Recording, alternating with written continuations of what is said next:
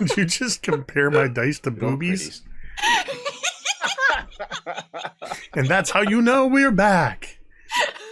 Hey, Internet, it's Jake from Any Terrain to Obtain, and this is Dawnbringers, is what this is. Season 6, The Wild Beyond the Witchlight. This is episode 14, The Getaway Gang. And in just a moment, we will get into a recap and play some D&D. A couple of super quick announcements. First and foremost, if you had this, not a sponsor and anything, I'm just super excited. If you haven't seen the new Dungeons and Dragons Honor Among Thieves trailer, when we go to break after the game, go watch it and then watch it again. I'm just super excited. A new D&D movie for the first time in what, like 30 years, 20 years? 2020 or 2002 was the last one, I believe. We don't count those. Years. I don't count those. Just the first one. I definitely don't count the second and third. I'm just kidding. Yeah, some people like those. Some people like them. So it's been like 20 years. But it looks awesome. I'm excited about it. If you look Michelle Rodriguez is amazing. Yes, sorry, I had to say as a barbarian. That's awesome. Awesome. Badass. I saw that clip of her taking out 3 or 4 baddies. Yeah. If you look over to where Drown is not, but where Cantriel is, look up. You will see domain dice. Domain dice are a way that you, the viewers, can have a little bit of influence on the game simply by subscribing, resubscribing, gift subs, cheering, tips, those kind of things. Earn them domain tomes. As you can tell, domain dice. Why did I decide to call them different things in different games? They were domain devils in a different game. Another. I think I had the same problem. Wait, what is my name? Your name is Jeremy. What is my character's name? Talmud. I did not just look at the overlay to make sure. Oh, Margan. How long have you been playing Talmud, Jeremy? I think it's rounding 4 years. It's coming up on 4 years. And I still mess it up. And I blame Ted entirely because he's not here to defend himself. And because he's playing the same race and class and chose a T name for his dwarf. So we'll put all the burden on Ted. We love you, Ted. As you can tell, Ted's not here tonight. But he will be here with us in Ancestral Spirits as we proceed. Unfortunately, without him tonight. I see what you did. Yes. I always intend my puns. Domain dice we talked about. The only other thing I really want to talk about. Oh, look up above me here. Session 0. We are proud to be sponsored by Session 0 Clothing. You can check them out at the link that Jeremy just dropped in the chat. That is our affiliate link, and that will get you 10% off your order if you use code MTD0 to get some nerdy apparel. I have the Session 0 all black baseball cap, and I wear it everywhere except when I'm gaming, apparently. But whenever I leave the house, I have that hat. It's become my new favorite hat.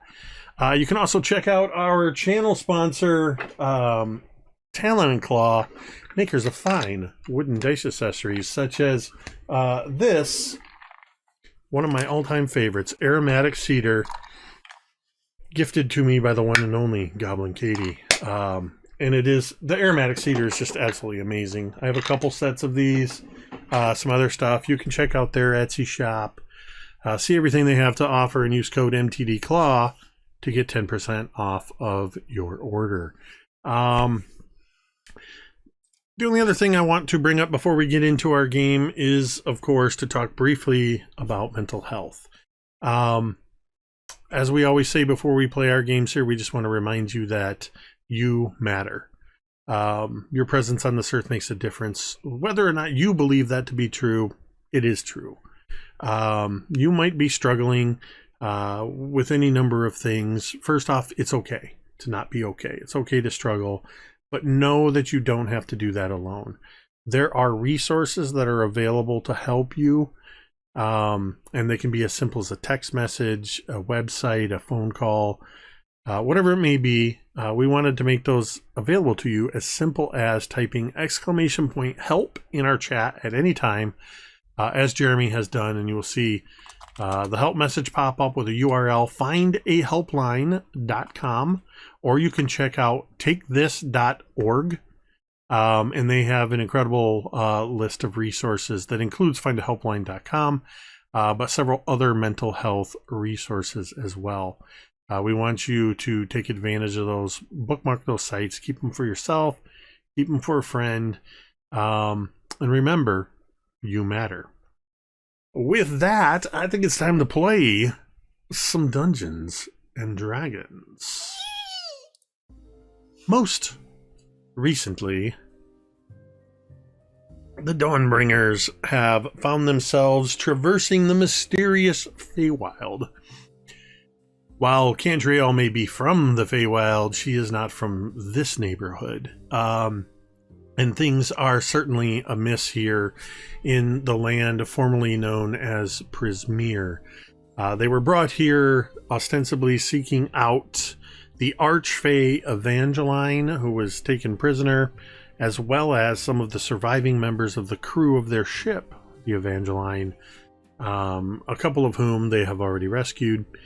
They have made their way through one part of this land called Hither, and are now currently in an area called Thither. Within the land of Hither, a swamp, you all faced numerous challenges, ultimately coming into contact with a member of the Hag Coven, the Hourglass Coven, Bavlorna Blightstraw, learning that they are responsible for the fracturing of Prismeer and for Evangeline's disappearance, though to what extent you don't fully know yet. You found yourself, after dealing with Bavlorna, traveling to Thither in a storm cloud balloon that quickly dissipated, causing you to crash into the jungle, where, one, you discovered the tracks to something called a Jabberwock.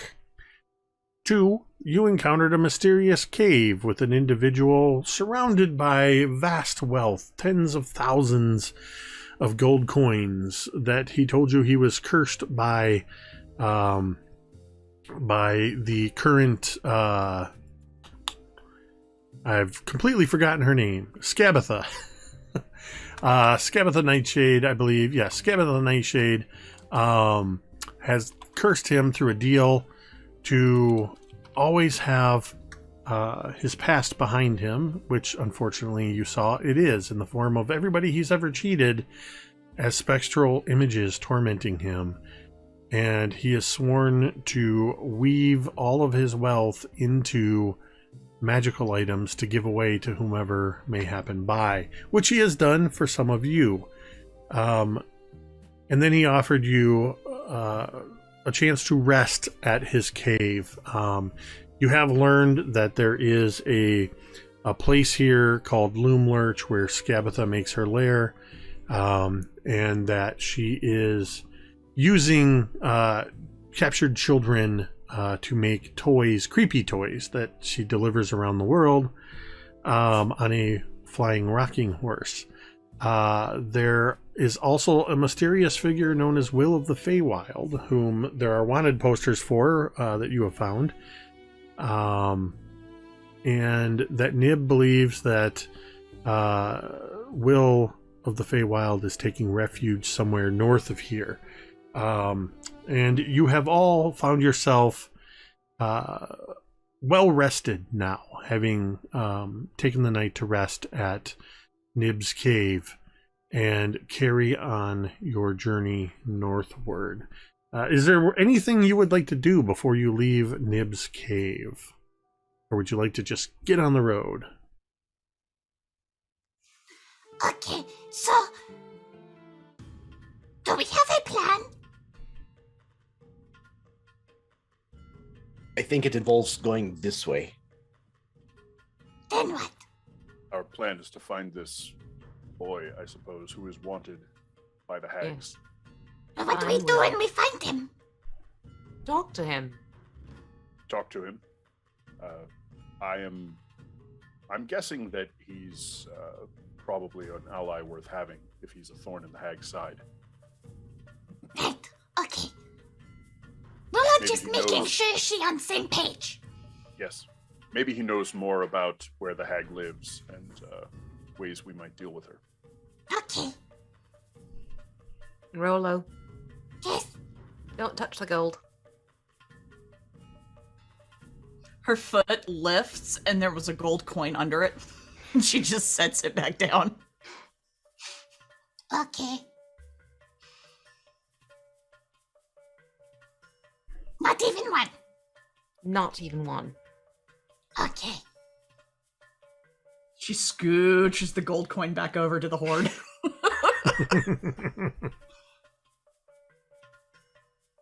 And I guess after that, we're ready.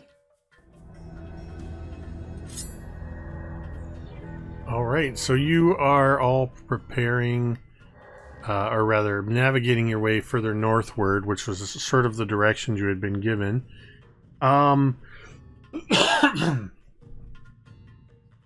As your troop leaves the cave and starts heading northward, I would like somebody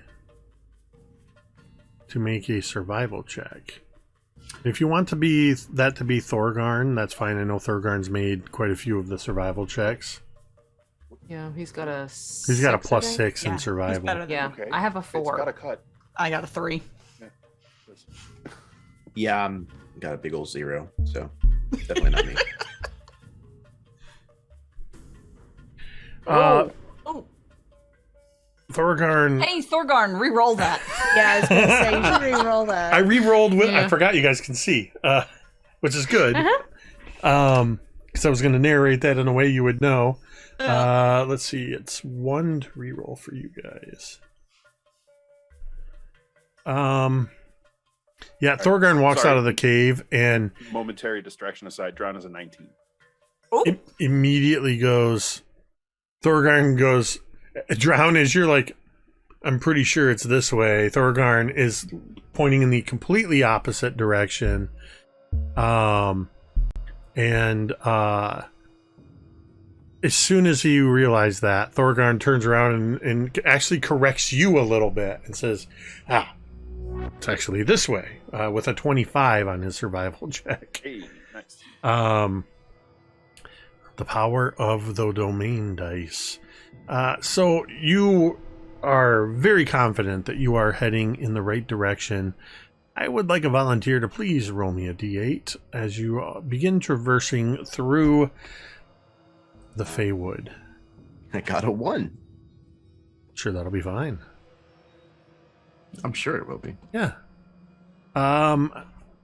What's the worst that could happen? And I don't know why there's a stigma around ones, why they are considered so bad. Because I'm rolling them. So it's the loneliest number. it is morning time, and you notice that while there is no sense of the rising sun because of the mists, you notice that all of the leaves of the trees in what would be an easterly direction, all of those have shifted into bright yellows and oranges as if being struck by the morning sunlight. And you see that the rest of the leaves and everything definitely have more reds, some deep purples, even hedging into some of the browns and of older leaves, as this place appears to be in a state of almost perpetual autumn. There is that lingering scent of at the end of the summer when things are the vegetation's starting to rot away. Just that faint scent of rotting vegetation. As you walk, your feet make sort of a light shushing sound through the the many leaves that have fallen to the ground. You see occasional leaves floating down from the trees, and every once in a while, excuse me, one of the leaves, as it starts to fall, seems to split and turns into a butterfly and flies away. So butterflies are sort of flitting around here and there in bright autumn colors as well. I would like somebody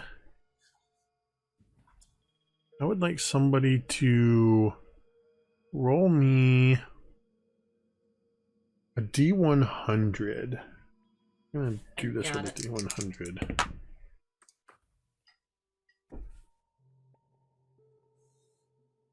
$26.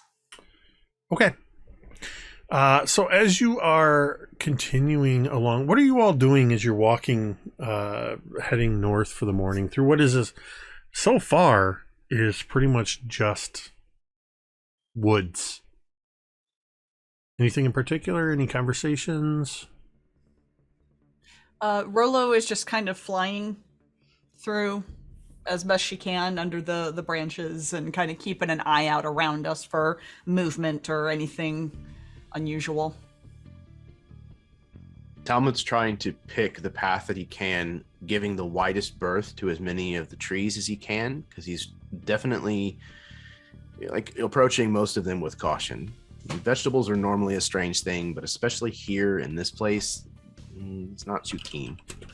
I think Fig is the opposite to Talmud. He is stepping on every leaf. Like, you know, as kids have to step on every leaf to see which one is the crunchiest. Yep. He's doing that. And then I think we see like of leaves kind of explode as a pot in a pile as Hermes just goes all the way through,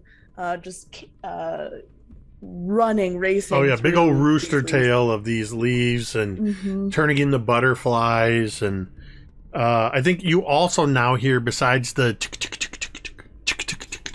of Hermes, you hear Hermes every once in a while will stop and go, leaf,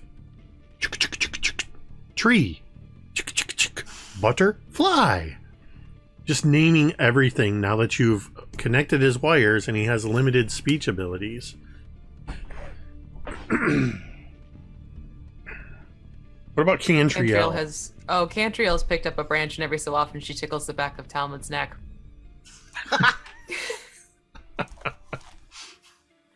He's probably swung his weapon a couple of times at whatever he thought might be there. I love At it. one point, if Rolo sees Cantriel moving to like tickle the right side of his face, she'll go, Oh no! To your left! Oh, never mind, it flew away. They fly? Oh, The yes, vegetables of course they fly? Have you not seen them? Oh. The broccoli is very dexterous. Give me mountains, rock and stone, places where I can hide in the dark. This is... We've seen that It's they swim, unbearable. too. Well, I'm not going in the water, so that's fine. They can stay in the water and swim to their heart's content. Talmud, you see sort of not a full clearing, but an area that's a little wider, a little more sparse of trees. And you see that there's what looks to be a very small pumpkin patch as you're seeing all of this and saying all this. And as you're kind of fretting about these various things, you look over and you see one of the pumpkins moves and just starts sliding across the ground. And then you see another one moving with it. See? See, I told all of you. I told you that they move. Look. And he kind of like points out to the field accusatorily. See? Cantriel, you notice the at the ground level, the stalk-like eyes that are looking around, and you see that these are pumpkin squash snails, something you're familiar with in the Feywild, I imagine. They're the size of a pumpkin, but they're basically giant snails that are just slithering along. That's not vegetable, that's animal.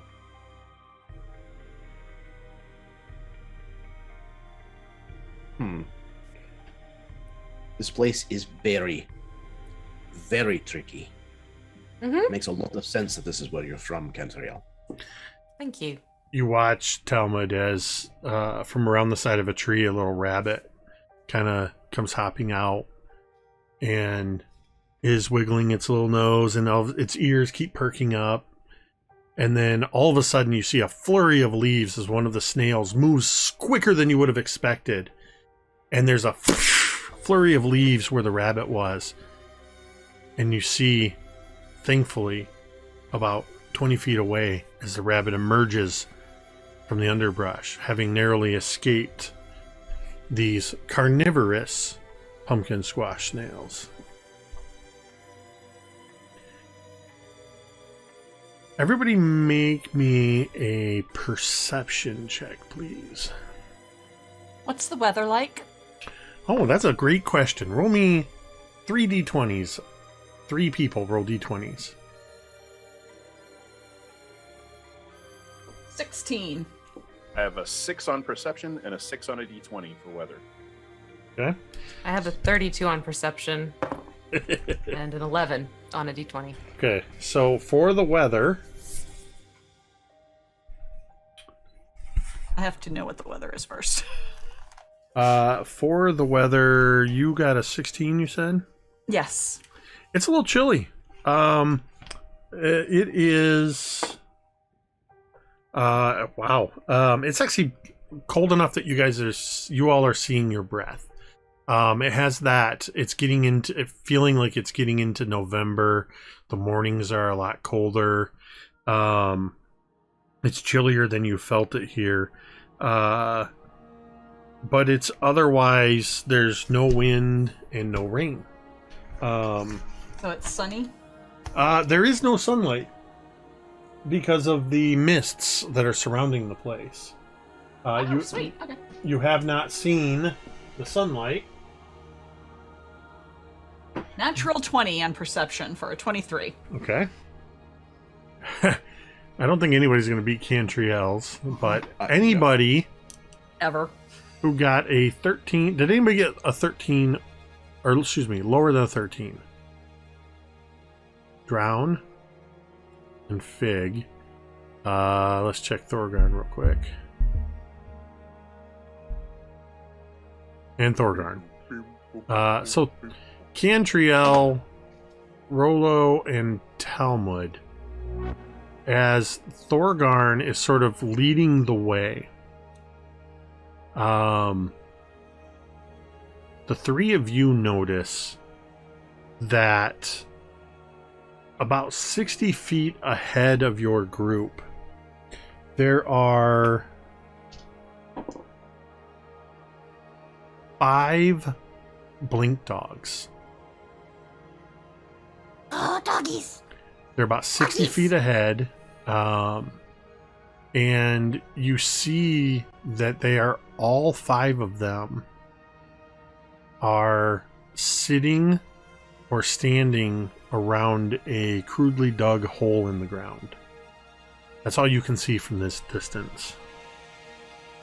Can I see more if I fly up? Yes. I would like to fly up. Okay.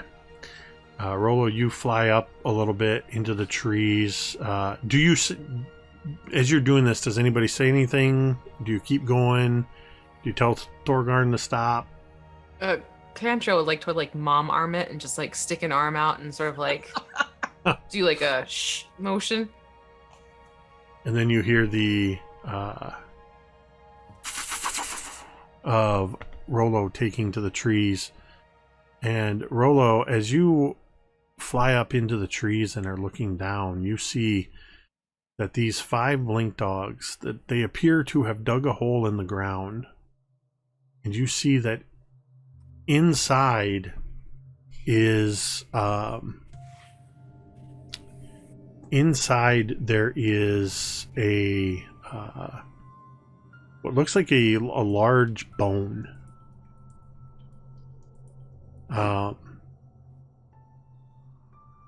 Think As I'm going through the trees, I cast mage armor on myself. okay. Think almost cartoonishly like a large femur bone, like you would It's like see in a dogs found a cartoon. dinosaur bone, basically. Almost, yeah. Yeah. But the dogs are the blink dogs are all sitting around and staring solemnly into this hole.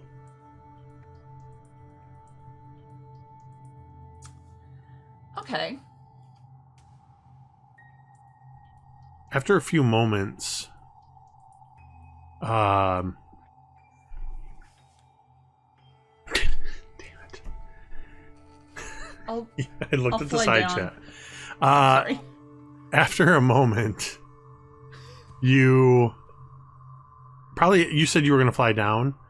I think Yeah. just as you're starting to fly down, you all hear from the blink dogs.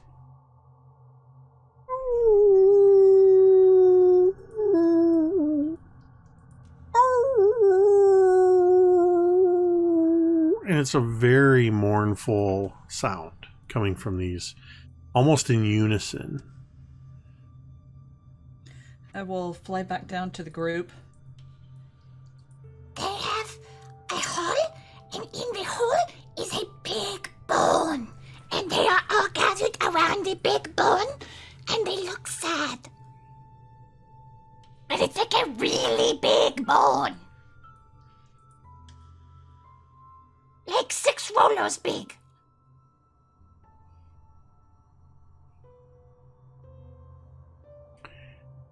Do I don't know anything about these creatures. Do you, Do Cantriel? blink dogs here speak common?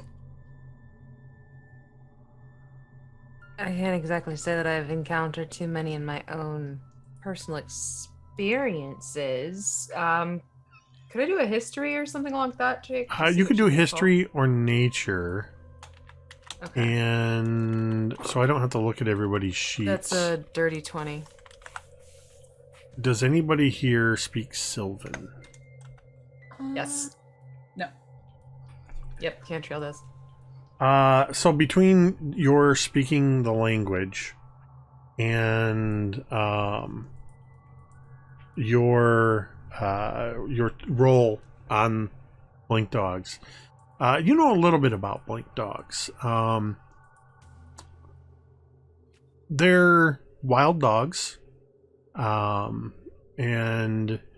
you know that they're called blink dogs because of their ability to phase in and out of the material plane, or phase in and out of the ethereal plane. You also know enough that they can communicate in the Feywild, and you know this because you speak their language, which is Sylvan. And while you don't hear what you're hearing, Cantriel, is not specific language. You're not hearing words in their howls, but there's something that you recognize through the Sylvan intonations that this is they're in mourning, and that one of their pack is missing, and all they have of this pack member is this bone. Not that it belonged, that was one of their bones, Okay. but like it was something that belonged to their pack leader. Okay. So yeah, Cantriel would relay all that, and yeah, basically, you blink, they're there. You blink, they're gone. Do I look And- like a chew toy? Potentially. Perhaps let's chat with them. Rollo, stay with you then. Good idea. Just stay around my shoulders, and Right. Yes. I'll chat with them and see. And So she Cantriel lies will- down and curls around like a stole. She Hemingways her. I was gonna say you're gonna Hemi it. As you're doing this, and having this brief exchange, the howling sort of dies down, and then the blink dogs turn and quickly together they fill the hole. And they kind of do that thing where a couple of them just give a couple last scratches at it, and they kind of sniff the ground around, and they look up, and at this point you're about 60 feet away still. They look up, and one of them kind of goes, "Humph," and then the other four all turn and look at you. And It's okay. you watch as these 5 blink dogs, they take a step forward and they just vanish. And a moment later, you hear right next to you as the 5 blink dogs are suddenly there, and they sit down and they're just looking at you curiously. Cantriel has her like Funny enough. hands out, like sort of non-confrontational type of thing, like you would with any dog, like, you know, kind of like, here, sniff my hand, make sure everything's okay. And in Sylvan, she'll start talking with them. We mean you no harm. Clearly something has happened. And in common, Talmud, put it down.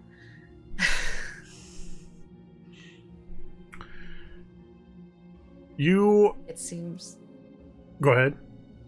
she'll be like, it seems you've lost someone. We're familiar with this. Perhaps we could help. Only one of the blink dogs seems to fully comprehend. It's like they all understand your words, but this one seems to have more comprehension. And you hear,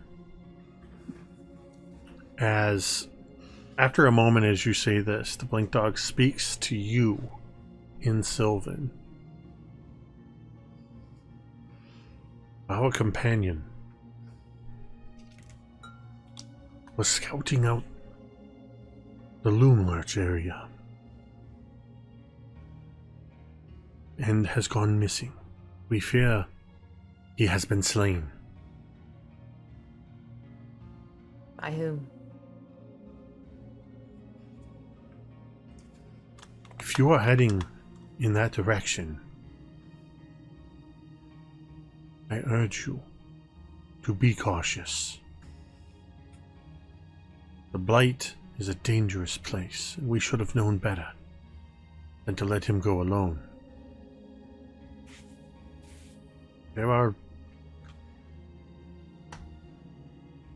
delightful smells that come from there.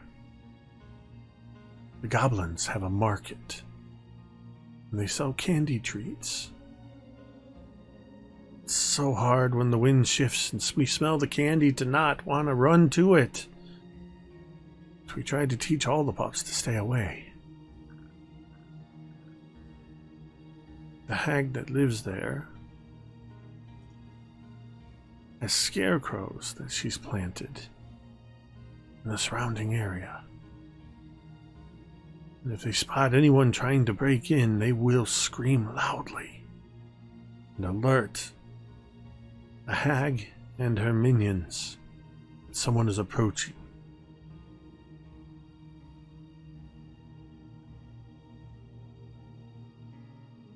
Be careful. And the blink dog kind of looks around. Be careful you don't tell your secrets in the company of sparrows. Noted.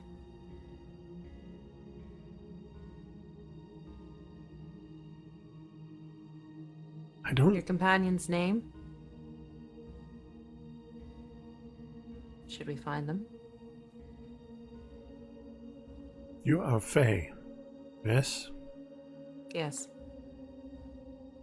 Then you can understand why I'm hesitant to give you his name. Then markings, perhaps.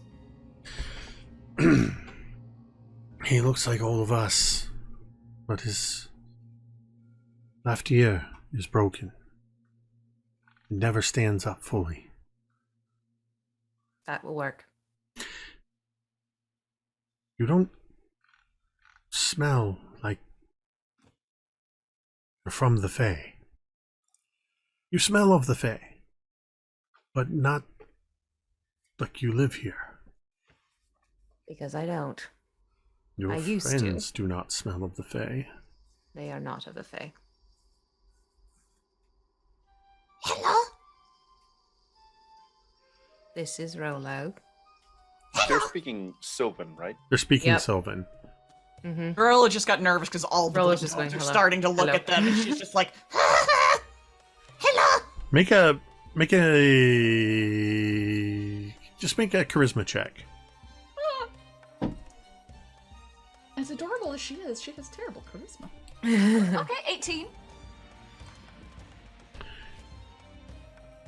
As you say hello, one of the other blink dogs, a little smaller one, that has a speckling of white spots that almost look like freckles around its eyes. Most of them have these sort of tawny coats, but this one has these white speckles, and it does this thing that dogs do where it's like sitting, but it will briefly lift its hind legs to take a couple steps towards you and sit back down. I know, Yeah. as a dog owner, you know what I'm talking about. Yep. And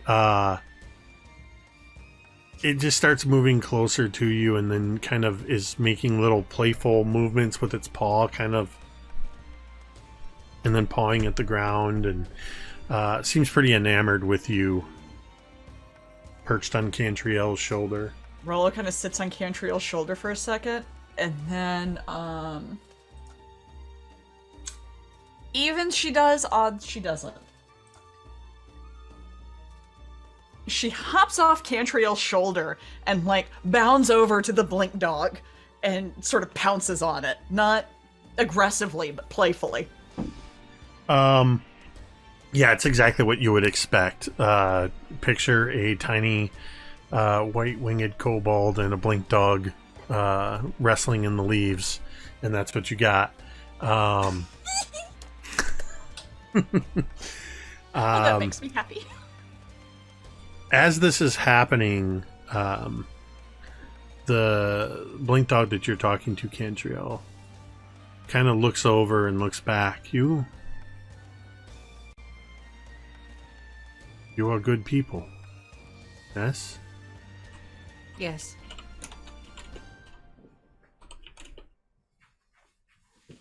Are you here? Are you here to rid this land of the hags? Yes.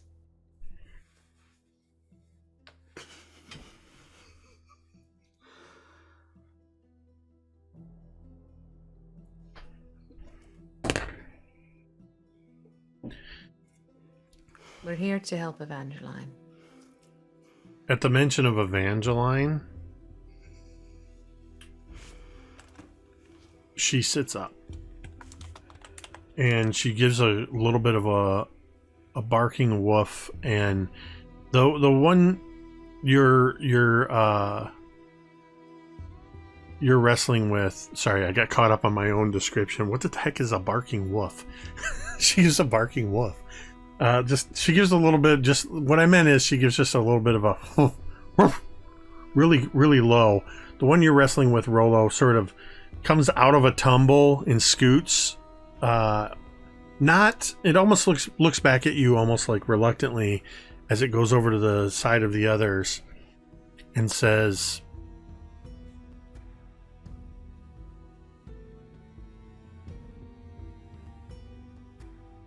I am serendipity. This is my pack. Cantriel. This is mine. Indigo is the name of the one who has gone missing. He is my mate. I'll keep that name. Then I shall keep an eye out for your mate.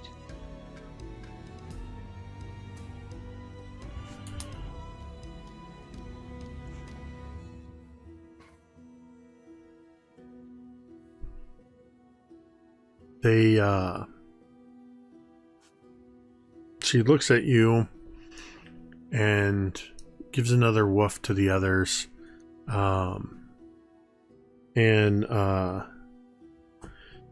They kind of walk around the rest of you and start sniffing at you. At this point, Cantriel would quickly go into common and explain what's going on to everyone, but she wouldn't share the mate's name out loud in common. She'd said, and we have a name, and she'll write it down on a slip of paper for everyone to get a look at it. Brown will just kind of stand there looking at the dogs as they snuffle at him.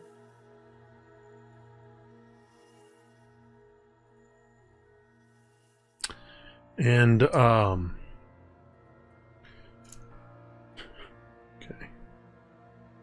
so as they're going around to each of you, and they do go to your simulacrum and to Hermes as well, Fig.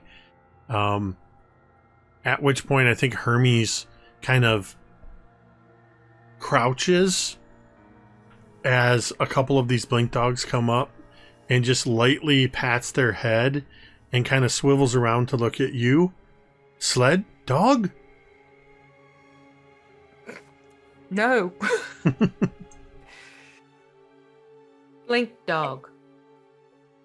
Yes and no. You are correct. They are both canines, but you are incorrect in their use.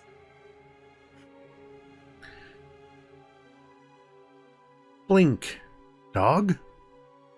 And you see the lights where his eyes are just kind of go boop, boop, boop, boop. Blink dog, blink dog. And the leader, Serendipity, the pack leader, tells you, Cantriel,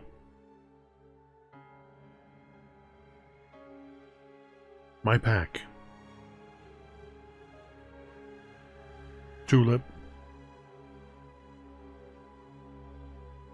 Peppermint,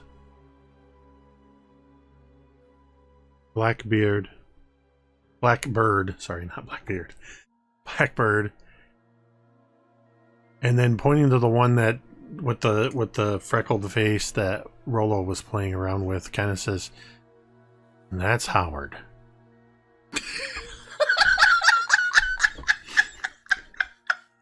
That's why I laughed. I used a name generator, and Howard was the name that came up, and I'm like, that is a blink dog name.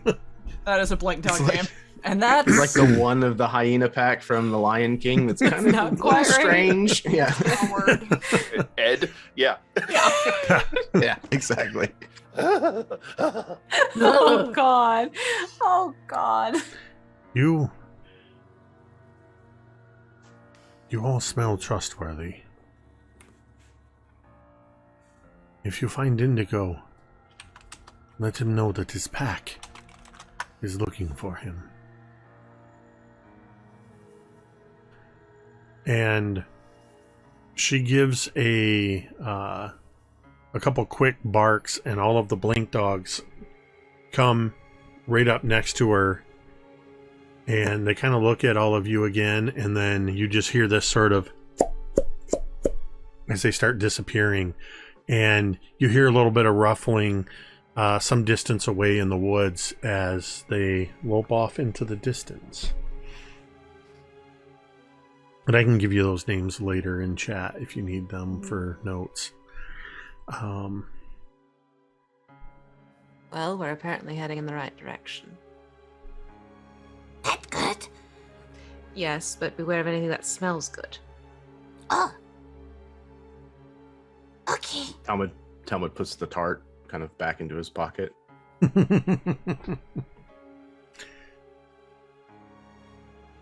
I'm sure the tart's okay. It's more if you smell something new that smells really good. Don't go, Don't follow your nose. Yes. Oh, Really great. don't follow your nose. And she's looking at Talmud. Thorgarn just looks back at all of you and says, "No, you should follow me."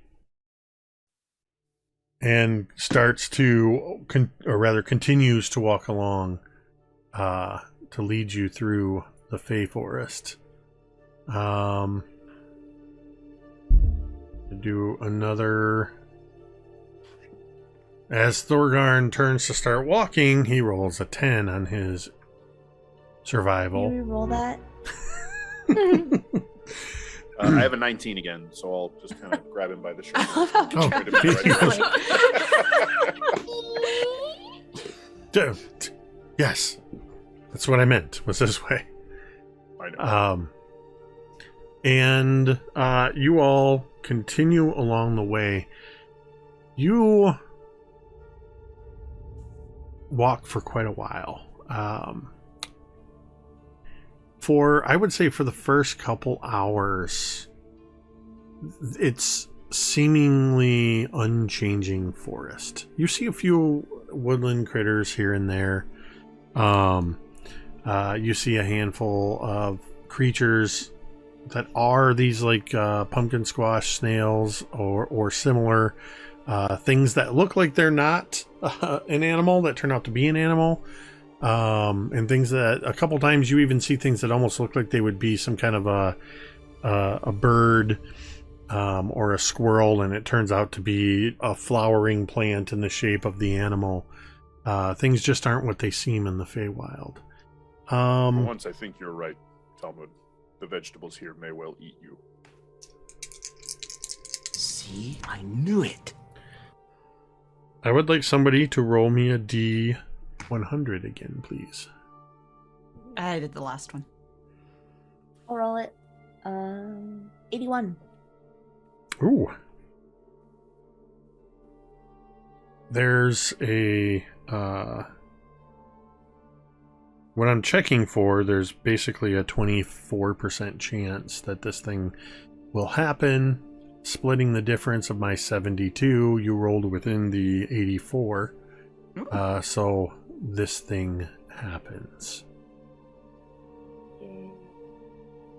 You say yay, but you don't know what it is. Question mark. I feel like that was more of a booyah, and then It's wait, adventure, and so perhaps it yay. becomes a boo nah. So what I would like is, since you were the one that rolled it, I would like you to roll me a D8.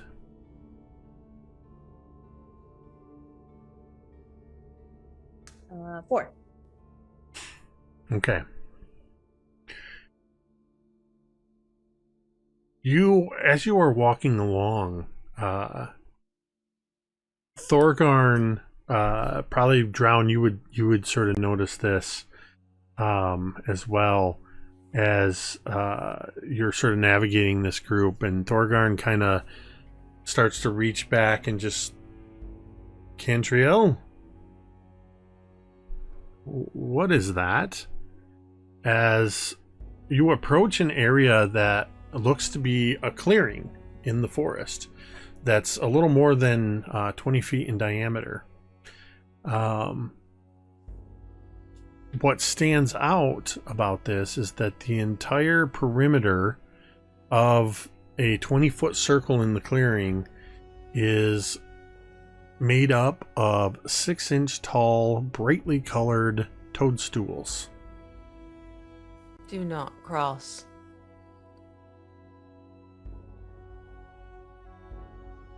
Does it smell nice? It's a fairy ring type of situation. It's something else that's dangerous then. Potentially.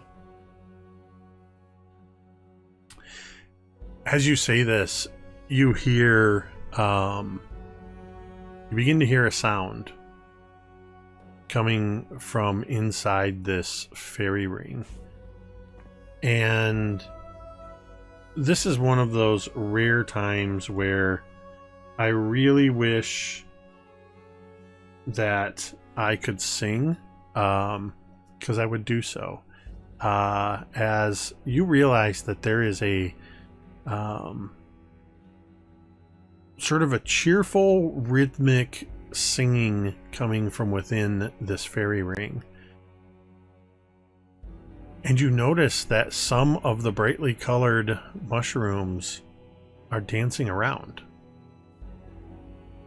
inside this fairy circle. As they begin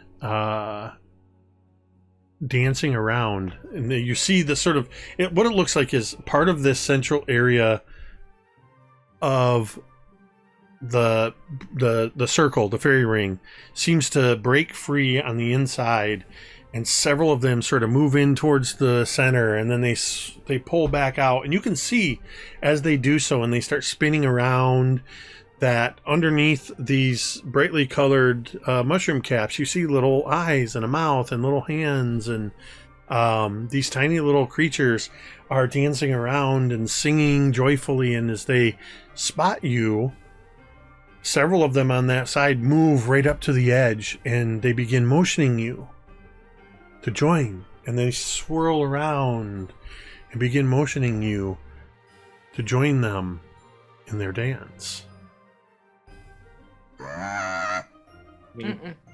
Seem to be having a great time. Oh, Cantriel wants an insight check on this one.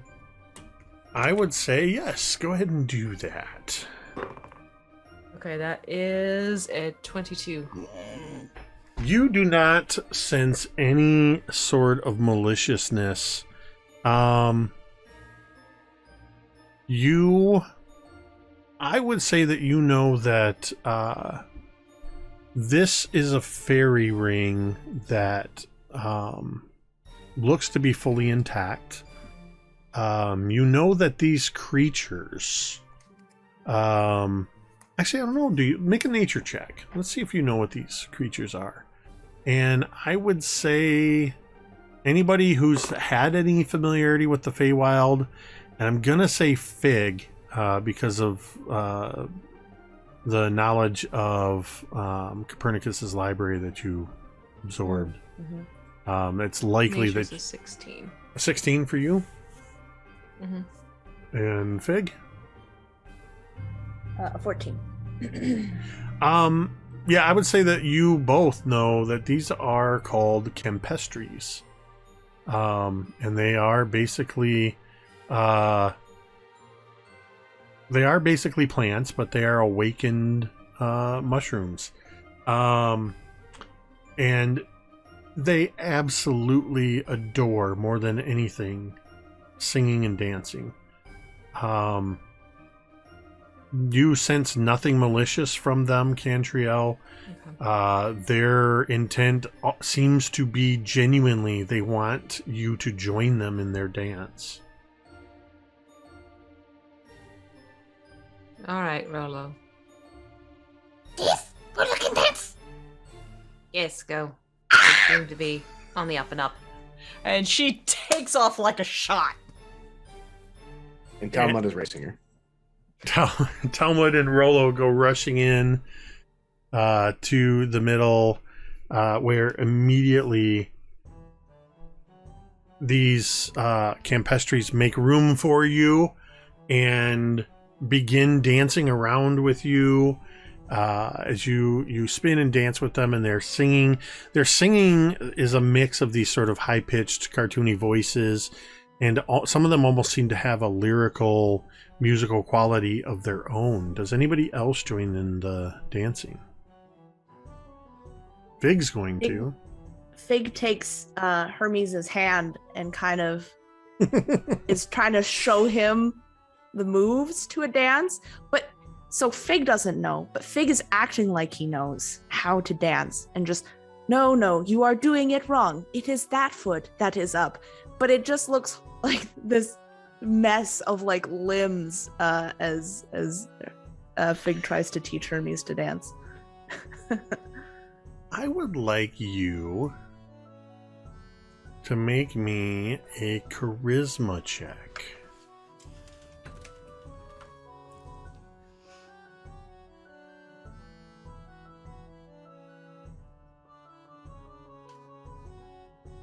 That's a 4. Reroll. Cantriel's Reroll! pointing up. Reroll. I think I'm gonna let this one go, just because Fig is not the most charismatic of Okay. lads, so. I would like Talmud and Rollo to also make charisma checks. As you are dancing along with the Kempestries. What did you get? So that's a big 6. You did better than I did. I am using lucky to re-roll Oh no. because I rolled a 1. Lucky 13. We'll stick with it. Okay. That is exactly what you needed. Woo! So a couple of things happen, Rollo. As Fig is attempting to teach Hermes a dance. Actually, have Hermes make me a charisma check too. Okay. I know where it is. It's in your extras, I believe. Yeah, it's a -2. Oh no. That's a 7. Okay. So where Hermes and Fig are, the Kempestries are doing everything in their power to avoid being stepped on. They are definitely staying out of that area. Talmud, you notice that several of the Kempestries seem to be, in a good-natured way, mimicking and almost mocking your dancing attempts. Either that or they're very... I don't know. You tell me. Is Talmud a good dancer? I'm a trendsetter. I didn't answer the question. Is Talmud a good dancer? Absolutely not. I was going to say, I feel like this campaign has shown that he's not very coordinated. No, definitely not. However... but it is a party, and he is breaking out a bottle of the Kirkin. Oh, well then roll with there's advantage on your music and dancing. charisma check. Roll again. You brought booze to the party. That's advantage, friend. Oh, well, that's a 14. Okay.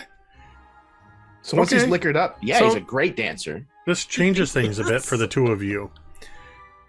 So for Talmud and Rollo, as you are dancing around and celebrating with these tiny dancing mushrooms, they're not making fun of you, Talmud. You realize that several of the Kempestries are learning the dance that you're doing. And they've incorporated into their dance moves the motion of tipping the bottle back that you keep making. And it seems to ripple through a large portion of the Kempestries that suddenly they're all doing this dance where they're sort of swaying to and fro and will tip, and they've started switching hands with it. And in a similar fashion over in the other part of the circle, Rollo, whatever it is that you're doing, that you're dancing with them, they are also teaching others around. They're learning this dance from you, and they begin to compose lyrics to go along with the dance. And you both, for the next 24 hours, Rollo and Thorgarn. Ah, damn it. Talmud. Oh, he's not It'll even never get here. old. I was going to say, he's not even here, Jake. Not even here. You, for the next 24 hours,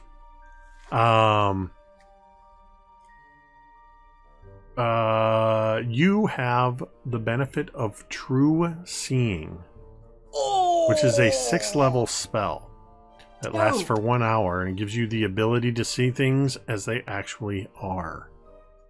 You can see secret doors that are hidden by magic. You can see into the ethereal plane, out to... All of this works out to 120 feet. Just look up the true seeing spell, That lasts for 24 hours. Keeping in mind, at this point, it's late morning. For ease of everything, we'll with the dancing and everything, we'll call it noon. So until noon tomorrow, which the way this game goes could be 3 months from now.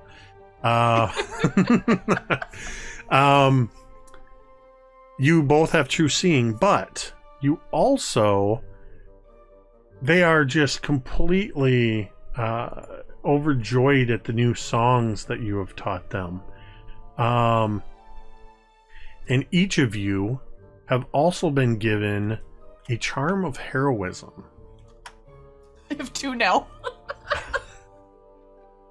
Rolo will hold hers out to Cantriel. The charm is not a physical object. It's a blessing that's bestowed upon you.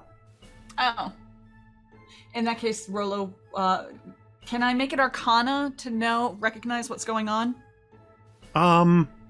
Yeah, you could do that.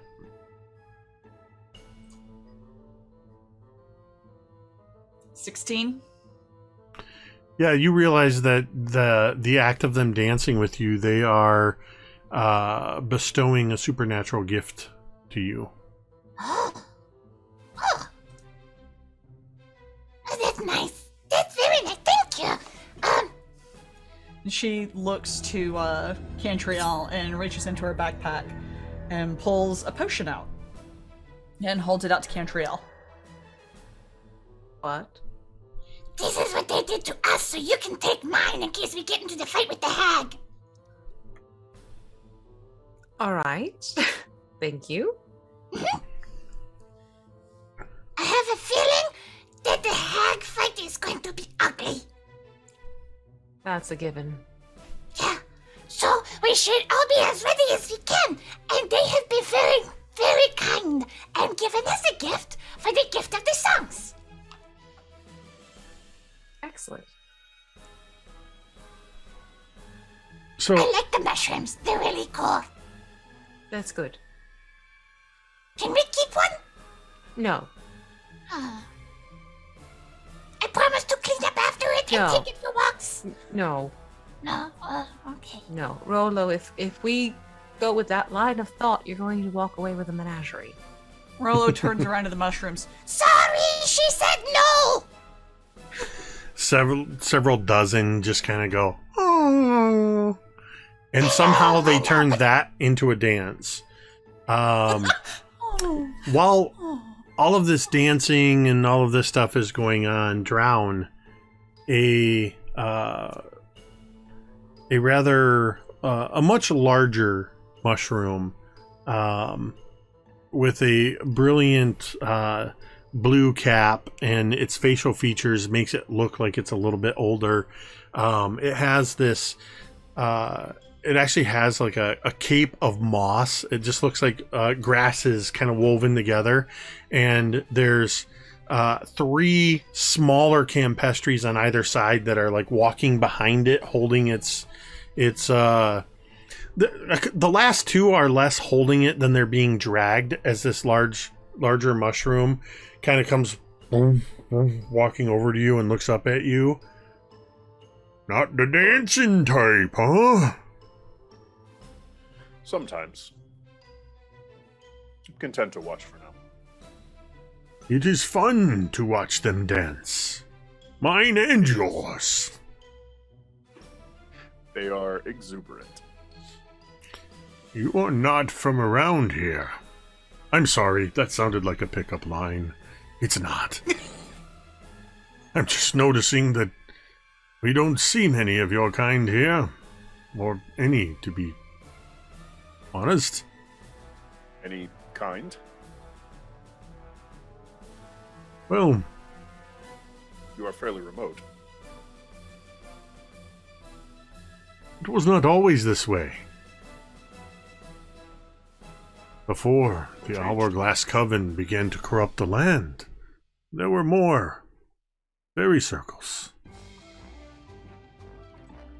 Now the hags, their magic has been corrupting our circles. Not this one. Is that the blight that we saw spreading?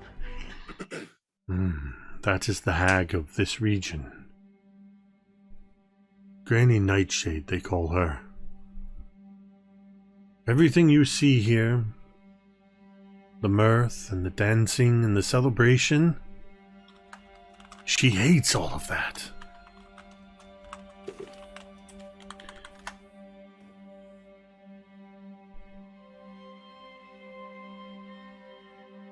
You say she's corrupted your other circles. Many of them, yes. You had people there? I did, once upon a time. And perhaps once again. They will no longer be corrupted. My I people... suppose the hag is the source of this corruption. Oh, but one of them. The Hourglass Coven is 3 strong. The word is beginning to travel through the vines and the roots, to the very soil of this land, that Avlona Blightstraw is no longer occupying downfall. You smell of the swamp. Perhaps the hags are only 2 now. That makes me happy. So it is your plan to take out all of the hags? Does this fella seem to be on the up and up? Not Hey, that Drown would be able to super tell, but Make an insight check. I almost said you can make an initiative check. No, he's not. He's going to fight you. 9 seems okay to me. I mean, yeah, he seems like a cool dude as far as mushrooms go. Our interests put the hags in our path. Yes.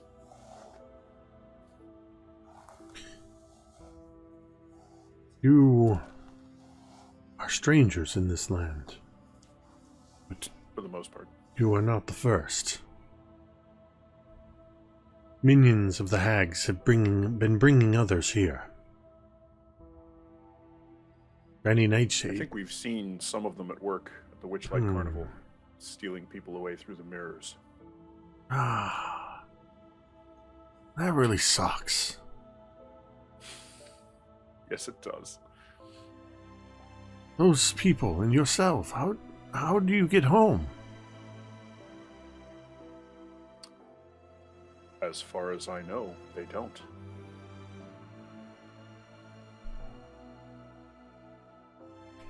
I know how you can get home. You and your friends, and any others that you find that wish to go home.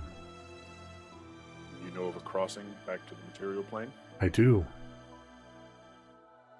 And he kind of sits back, and he just sort of leans back, though there's nothing to lean back against, and the 4 smaller Campest trees just sort of quickly get up behind him and just support him as he leans back. And they look so happy. I haven't seen them this happy in quite a while. And you see sort of Talmud and the Campestries and Rolo, and you see Fig and Hermes dancing around.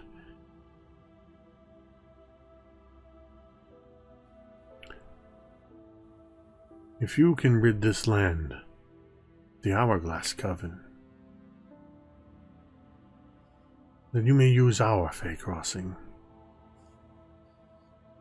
What's your name? My name is Papa Pestry. Well, I hope we'll be able to solve both of our problems then. And Cantriel, because nothing gets by you, you of course are hearing this conversation. You actually would know that he is, to some degree, telling the truth, because a fairy circle, if one knows the proper magic, can be used as a fey crossing between realms, between this realm and the material plane.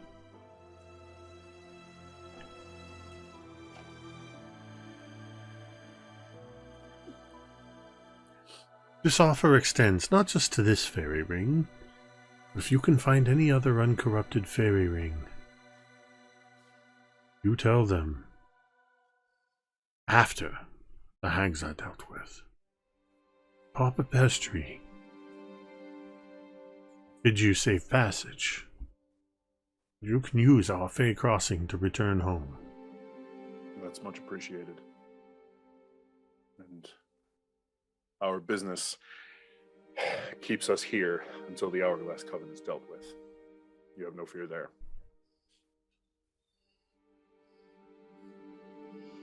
Anybody who would like to can make a intelligence arcana check. Oh yeah. Using lucky. Talmud's going. 24. Nope. Did you say What is 34? 24. Okay. I'm gonna use a domain die. I'm using a domain die. I'll take a 23. Oh, 35 becomes 28. Okay. Give me 1 second. I'm gonna make some adjustments here. Whoops, not that one. This one. Okay. So, who got above a 20? Cantriel and. Oh, wow. Everybody but Talmud. So, while Papa He's just having too much Pestry. fun partying. Papa Pestry is playing very. He's being safe with his Fey Crossing and is putting out a deal to say that he will give you this access to this Fey Crossing, which he seems very on the up and up about his intentions, but he is guarding that secret. However, through study or lore or your long experience, you know that there is a very simple way to activate a Fey Crossing. So whether he tells you how to do it or not, you all know. One, that all you have to do is hold a stick of wood above your head and run counterclockwise in a circle while saying 3 turns Widdershins and off we go. And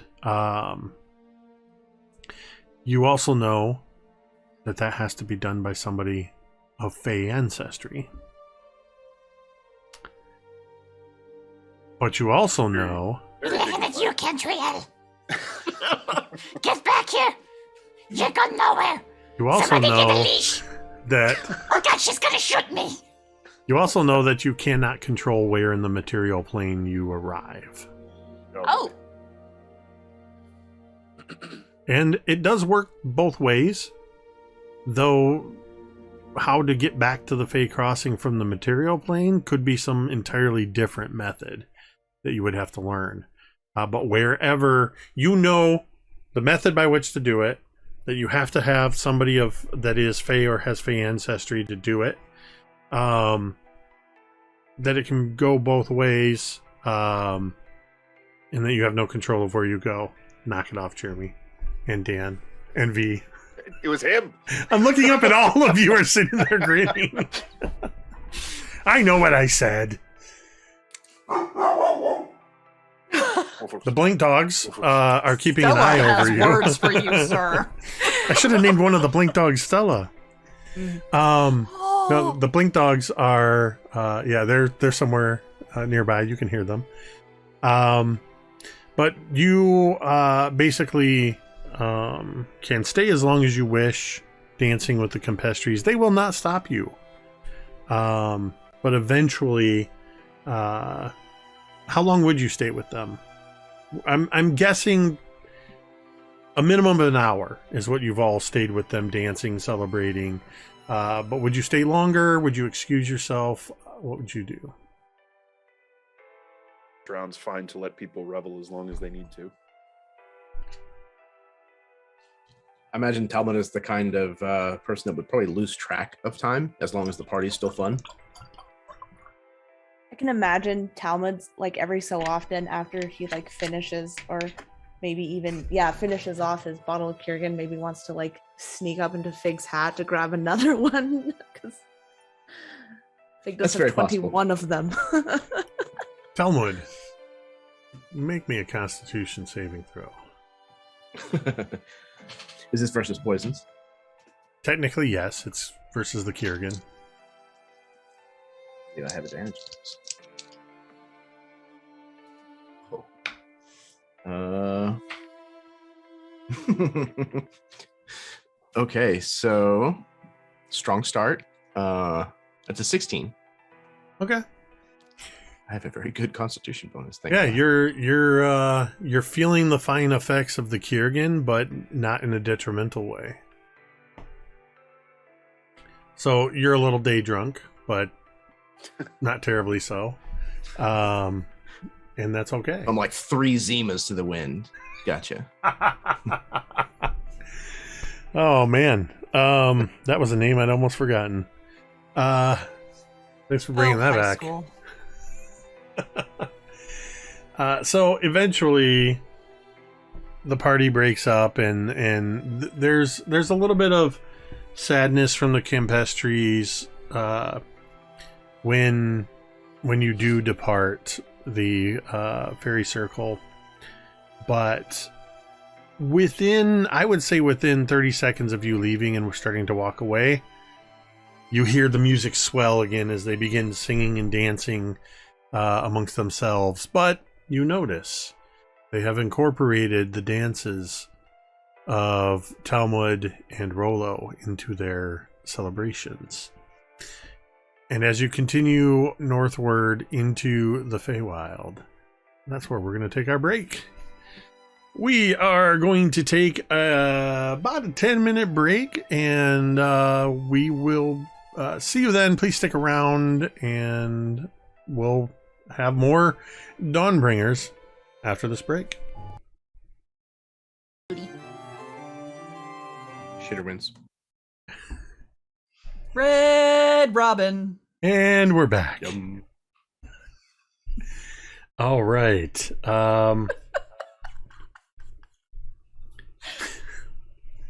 You all have just got done dancing with the mushrooms in the Fey circles. And a couple of you have just gotten some boons, and you are continuing on your way, heading northward. It continues to be chilly, even as the day progresses on. One thing you notice is that the leaves, as the time progresses on, the yellow and orange leaves seem to rotate further to the tops of the trees. Though there's no actual sunlight that you're seeing, the leaves seem to be emulating where the sun would be as it progresses across the sky. You walk for another couple of hours through this continuing forest, and there's actually, let's go ahead and let's do another survival check for this portion. Thorgarn and Drown are making those.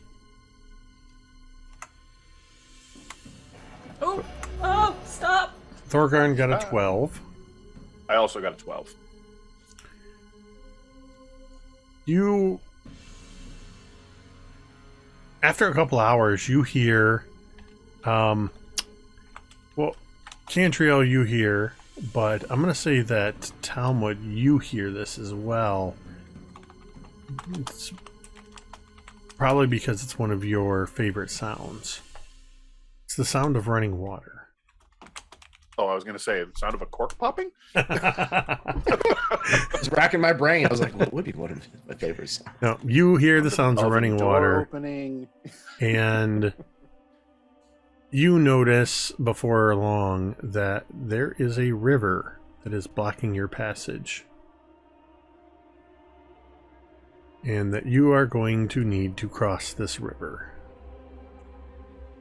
I cast Tensor's floating disc. Okay. Okay, Talmud, you hop up. And I will float across the river with him. You can just walk across it. He's Talmud. No walking across the river for Talmud. He'll drown. Fine. We only need one drown in the party. Fair enough. It's unpleasant.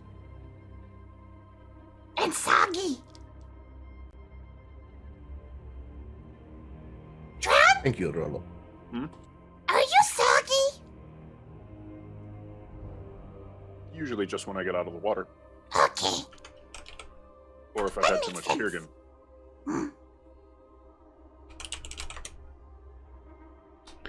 So you're floating Talmud across. You can fly.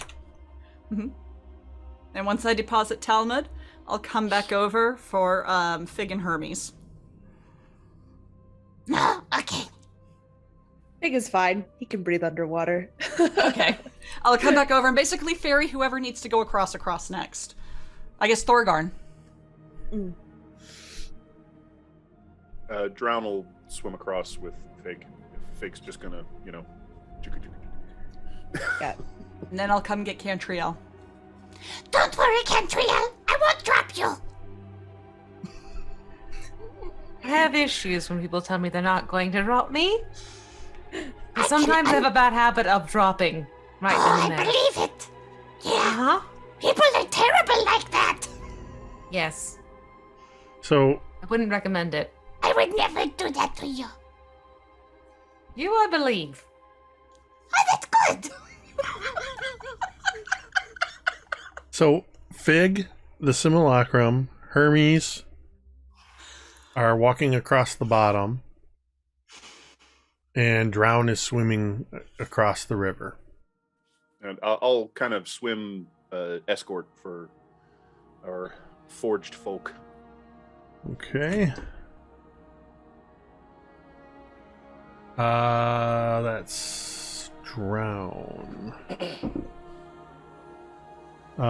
As you are swimming across this Drown, the water, you notice that the water seems to almost start to increase in flow. Where it was just sort of bubbling along, some of these almost seem to turn into rapids a little bit. The river seems to be getting a little more aggressive. Does a 17 hit you? Oh yeah. You feel a sudden surge of the river go over top of you, and you take 11 points of bludgeoning damage as this rapid grabs hold of you and sort of rolls you under a little bit. And you are grappled by the river. By the river, eh? And I would like you all to roll initiative. And I will get those one moment. Using a domain die, because I rolled a 1 again. Oh my gosh. Actually, I'll just stick with it. It's fine. I'll go last. All right, 1 second. And go here.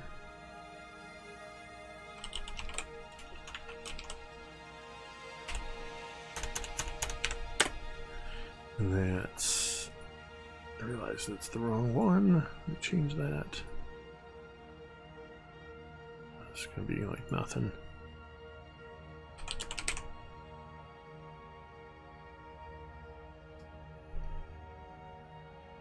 Okay.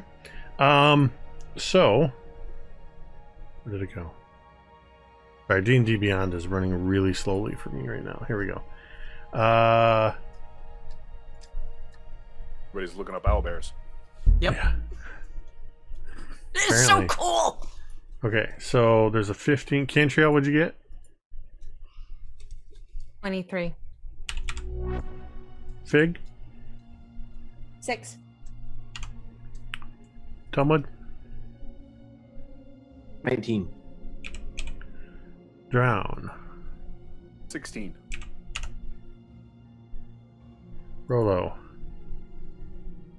a gentle kobold's 3. And the river gets a 15.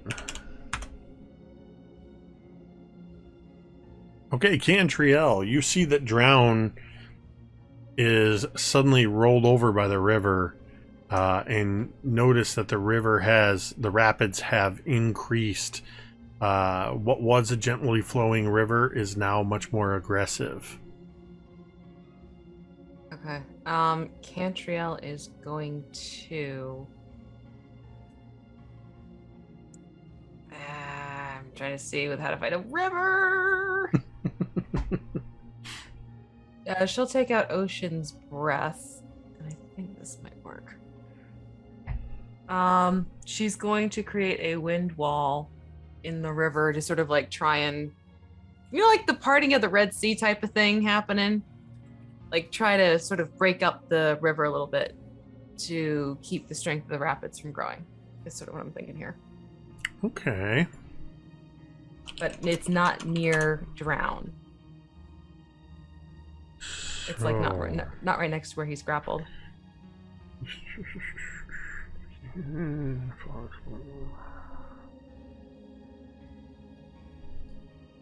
I will say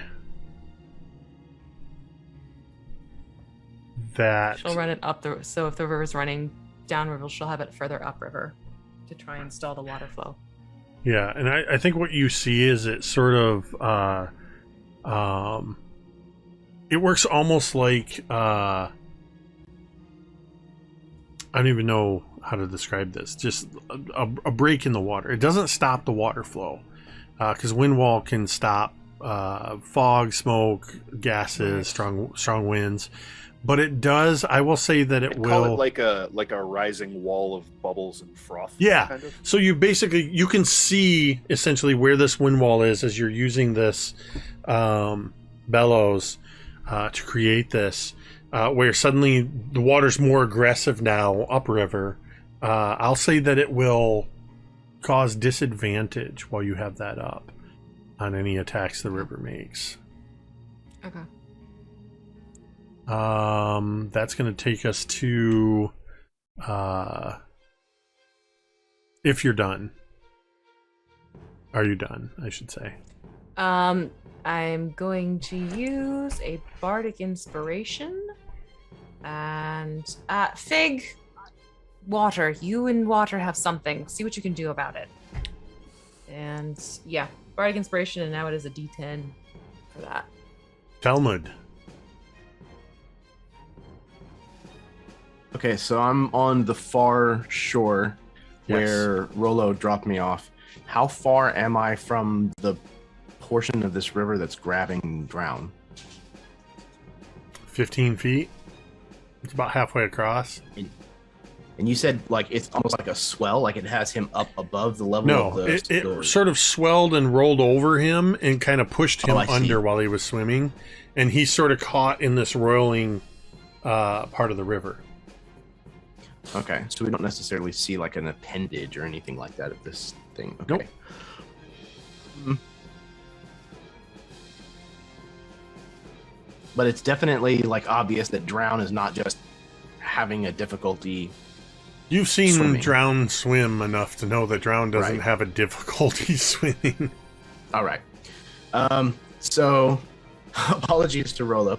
Talmud is going to pull Gertabroni out and literally just charge right out onto the surface of the water. He has a ring of water walking. So he'll just... I can send this over the water if you had the water walking ring. You offered it. It sounded like fun. It was fun. Anyways. He runs just like straight from the bank out onto the water without, barely missing like a step, and just like runs right over above where Drowned is, and is going to bring his hammer down just basically straight onto the surface of the water above Drown. Talmud attacking the water. It makes sense. Yeah, this is very Talmud. Full circle. Moment. There's a catharsis happening right It's now. a full circle moment. I'm working shit out.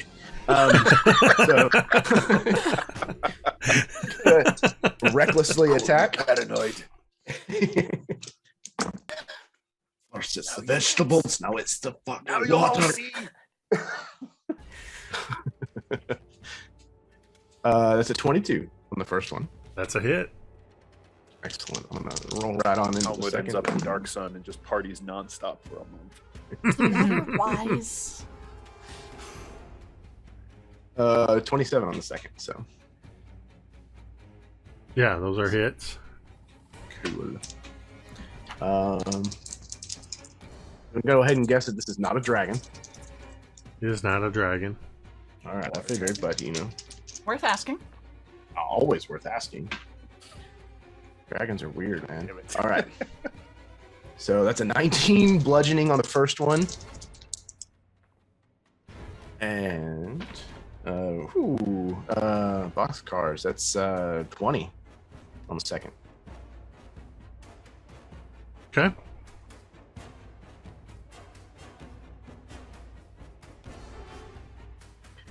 And there's dwarven spirits that are all kind of like up and down through the water now, all around drown.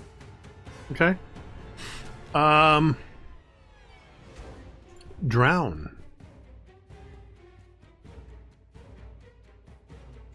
Did it look like the strike did anything in particular?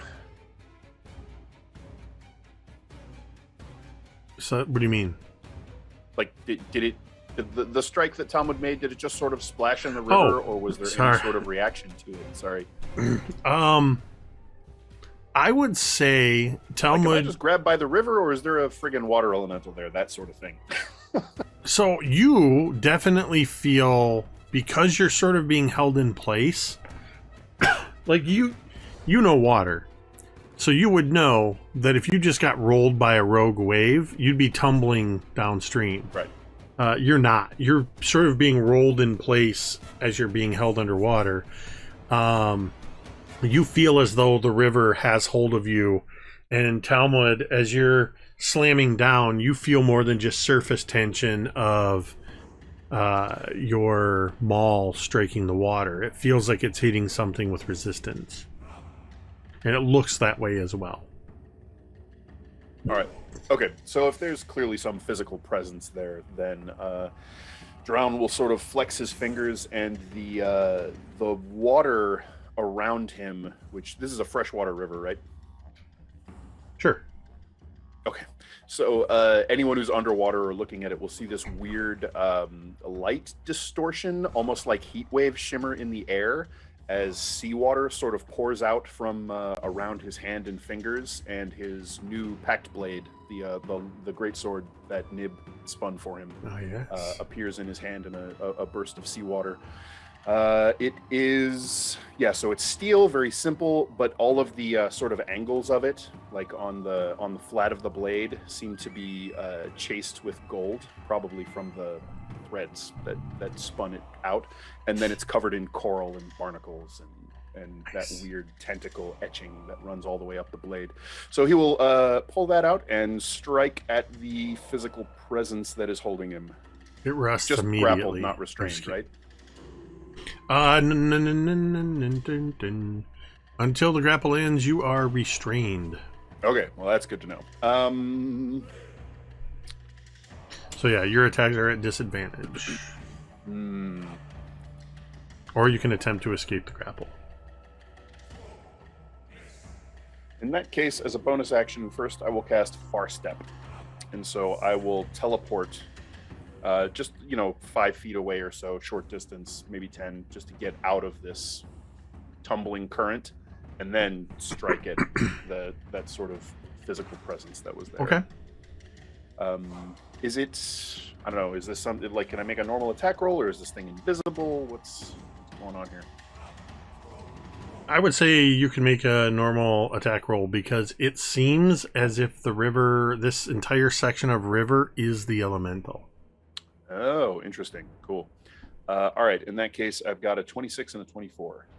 Both are hits. Hey, nice.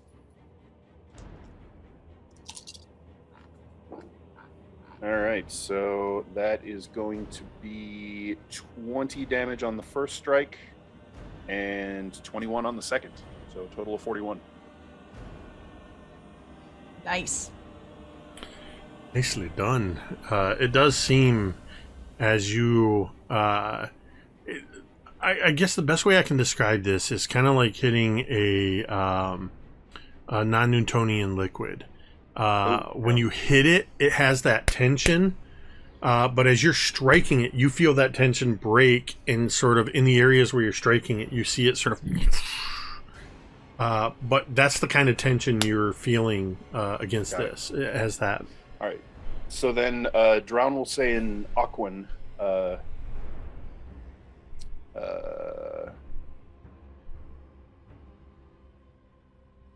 let us pass and you can live. Last warning. And just in case whatever this is doesn't speak Aquan, when I and another creature are both submerged, we can understand each other's speech. Make Nice. an intimidation or persuasion check. Ooh, I think we will definitely go for intimidation on this one.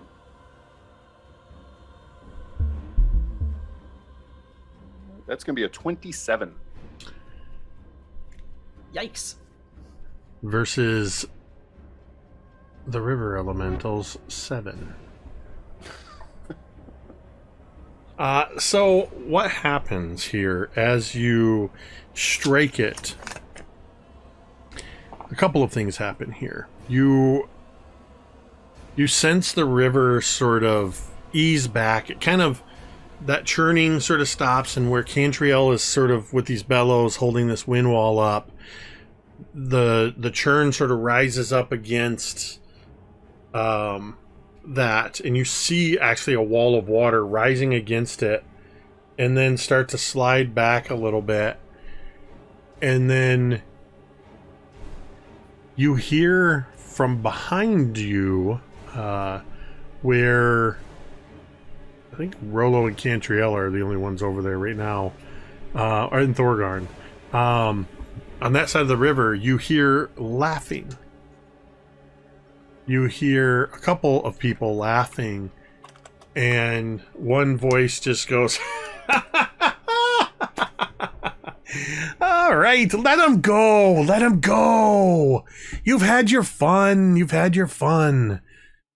And the river seems to surge a bit, and Fig, you, Hermes, and your simulacrum, you feel something sort of lift under your feet, and you watch as Fig, Hermes, and the simulacrum rise up while moving forward, just rise up out of the water, and like a slow moving wave just sort of spills down onto the riverbank where you are deposited on your feet.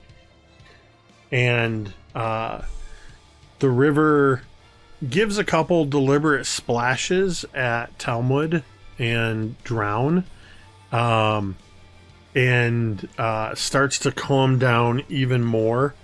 And then there's just a couple times where you see those fountains that just kind of go spoosh, spoosh. A couple, it seems that some of the churning of the water just seems to always go towards Talmud. Spoosh.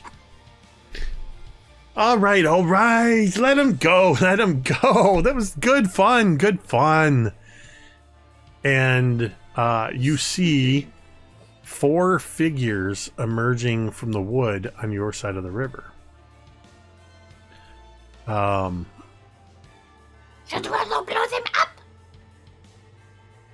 They are kids. Find out who they are if it no. Oh, no blowing up the Albert children. was this close to saying, "Do it." Rollo have lines. I want to be very clear, these are children. Yeah. In our defense, you don't have a child voice, so No, I don't. Very mature voice for such a youthful visage. I'm trying to... I scrolled past it. So you see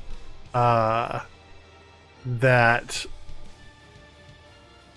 there is a... the one who's talking looks to be an 11 or 12-year-old boy. And he steps out, and he kind of looks like the picture you've seen on the poster that you collected. He has this wild mane of hair, and his clothes are a bit dirty, and he's barefoot, but he looks very confident as he steps forward, and you see that next to him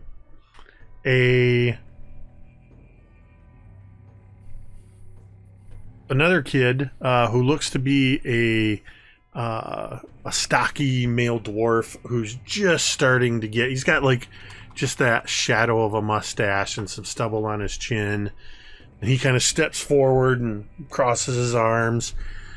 A red-haired female wood elf with she's very tall, looks to be maybe 12 or 13.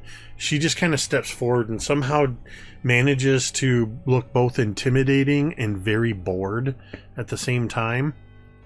And another girl steps forward, and she is an orc child. Looks to be around 10 or 11 as well. And as they step forward, the first Rolo, as they move forward, I have to do it. I'm sorry. Rolo swoops down and goes,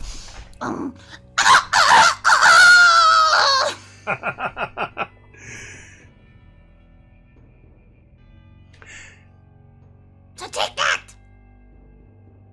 That was absolutely the weirdest thing I've ever seen. The wood elf girl says, Yeah. "Are you okay?" No! I can tell. Rolo, being so close, you see that they also have kind of curling around the wild-haired kid's legs. You see what looks to be some kind of a kitten, all black, bright yellow eyes, and as it curls does it have around, a star on its forehead? you see it step forward, and you see as what you think is the tail at first, but then you see a tentacle sort of curl around one leg and another tail curl around the wood elf's leg as it steps forward on its 6 paws, and you see the star shape on its forehead. Oh! We've been looking for you! Immediately, the boy steps protectively in front of the displacer kitten. What do you mean? You've been looking? Let's see, we were at the carnival, and we saw... Star's mother. Yeah, and she's very worried about her, and we promised we would look for her, and if we found her, to tell her her mommy is missing her, and hopefully bring her home. Jake, refresh my memory. Didn't Star's mother give us a little toy? ball. Yes, Ball? a mirrored Yep. ball. Right. Like a Cantriel little has disco it, I ball. think. Yeah. That's right. We Yes, it was the tiny have a disco token. ball. Cantriel just like holds it out. You hear this immediate sound. It almost sounds like growling.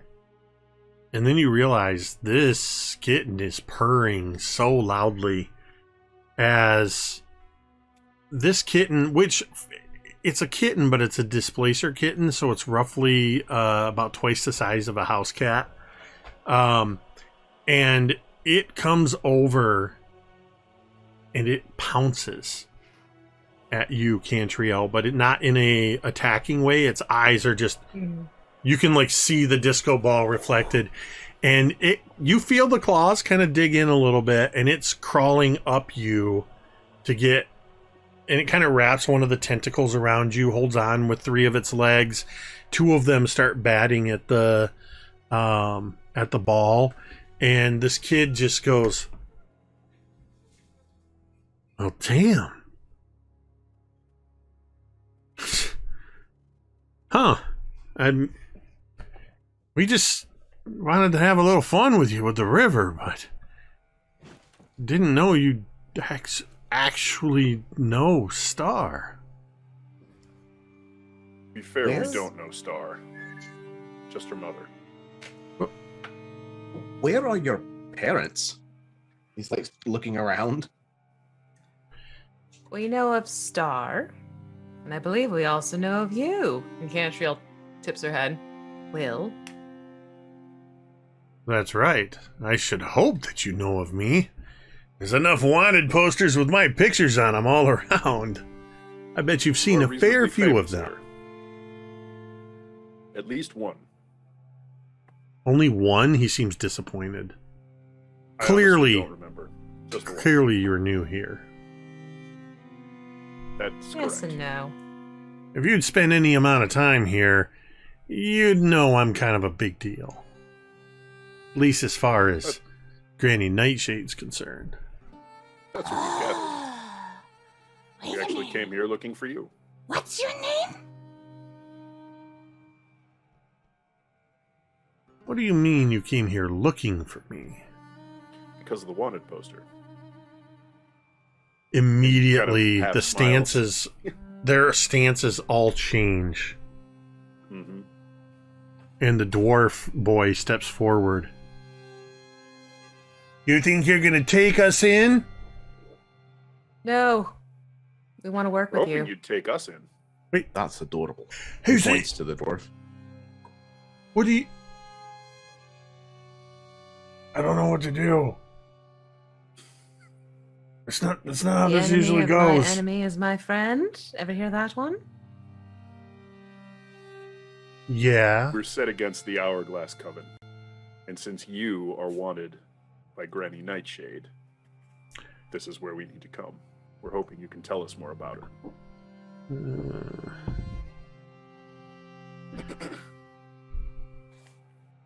Well, you all are full of surprises. If you are truly against the Hourglass Coven and Granny Nightshade, then you are friends of the Getaway Gang. Come with me! And they immediately turn. And as soon as they turn, the other three kids are kind of, what do you mean they're friends? What are you doing? Should we like vet them or something? I have spoken. This way, friends! And begins marching confidently through the woods. Do you follow? Oh yeah. Yep. I fly like kind of next to him and just grin at him. Now, I know this is going to severely disappoint you, V. But as long as you have the mirror ball, Star is going to stick by you. Shucks. Horrible. Oh darn. Hey, Rolo. Yes. I'm soggy. And he snaps his fingers and starts prestidigitating the water out of his clothes. I prestidigitate him too. As Rolo, help! River water pouring out of his boots. as you follow along, you walk for maybe 10 or 15 minutes through a seemingly random path as Will and the other kids will suddenly turn around a tree. They'll walk to this direction for a few moments.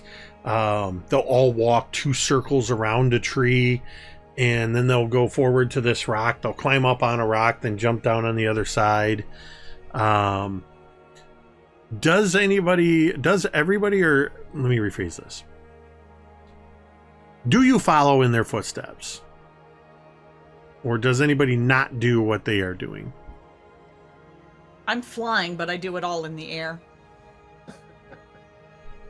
Did they direct us to just step where they step or anything like that? They didn't, but you notice that the other three kids are following Will and doing everything he's doing, like follow the leader. He did say walk this way or come this way or something like that. I said follow me. Oh, okay. Talmud's doing it. Okay. And Okay, perfect. After about they're either screwing with us or it's important. Either way, fine. after about 10 or 15 minutes, you come to these two large, uneven outcroppings of rock. One is about 10 feet high. The other one's about 15 or so feet high. They look like two tall stones that have sort of fallen into one another. And there's a narrow crevice through them that the kids go through. It's a little bit of a tight fit for Drown and probably for the dwarves. But not impossible for you to get through there. You just have to do a little ducking and shimmying.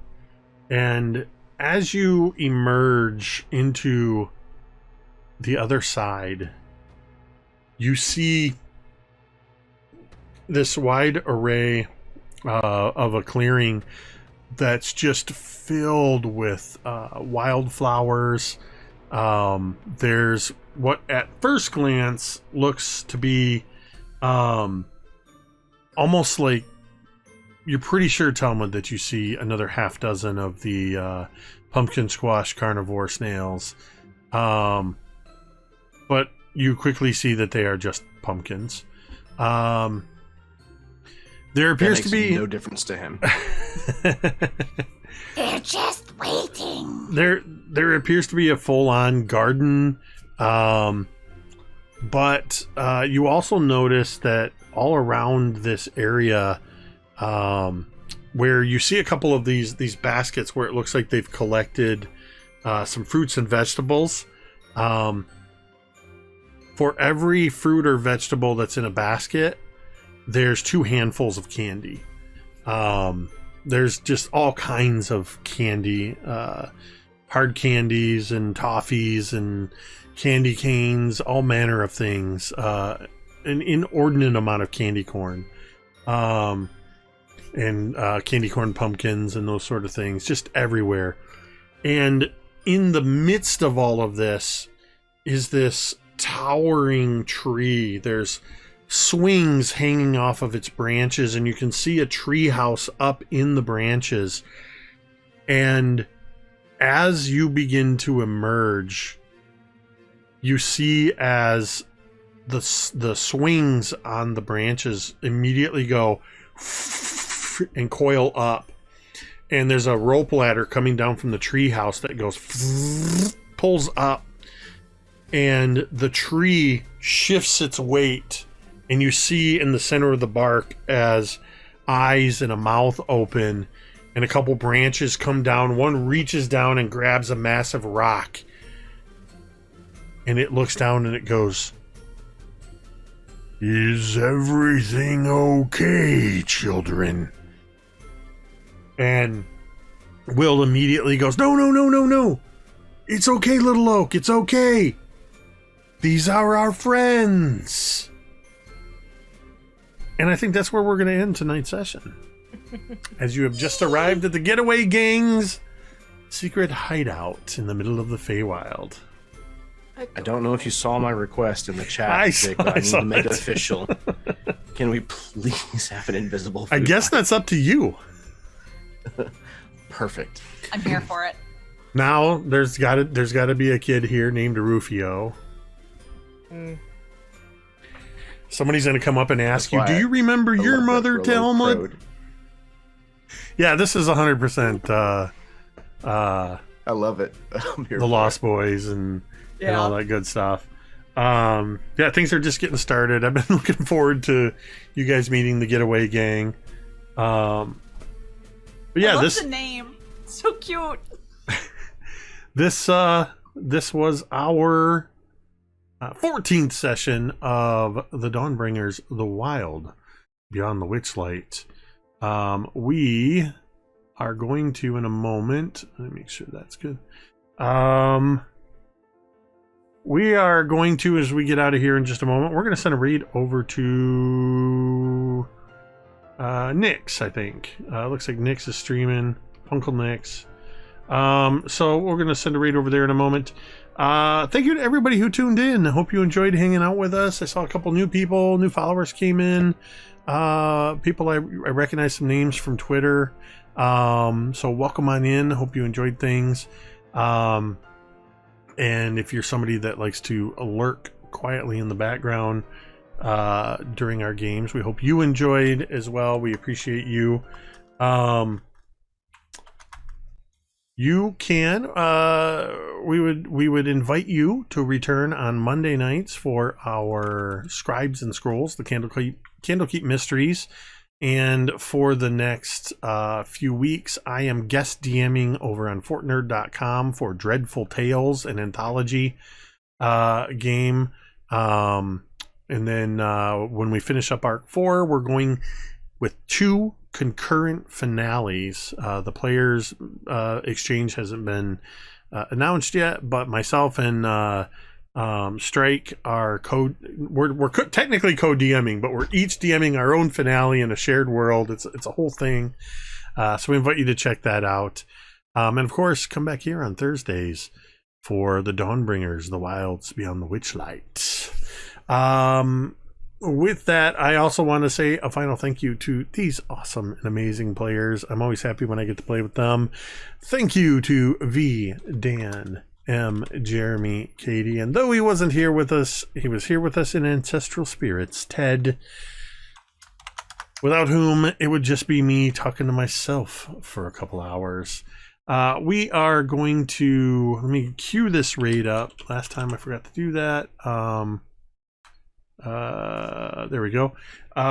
We are going to go ahead and end the stream the same way we end every stream, and you can say it with me if you want.